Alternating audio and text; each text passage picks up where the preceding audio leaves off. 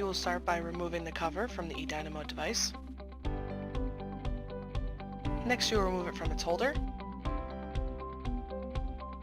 And on the bottom of the Edynamo, you will see a pairing button.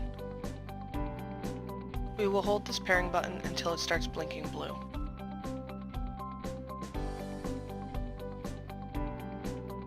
Once the device is in pair mode, we will then log into the POS operation screen with the manager's PIN. From this screen, we will select Hardware Settings. We will then make sure that the Card Reader tab is selected, and then select the Edynamo listed in the Bluetooth section. On this screen, you will enter the pairing PIN. If paired correctly, there should be a check mark next to the Edynamo on the screen. Now that your device has been successfully paired, you can place it back in the housing unit.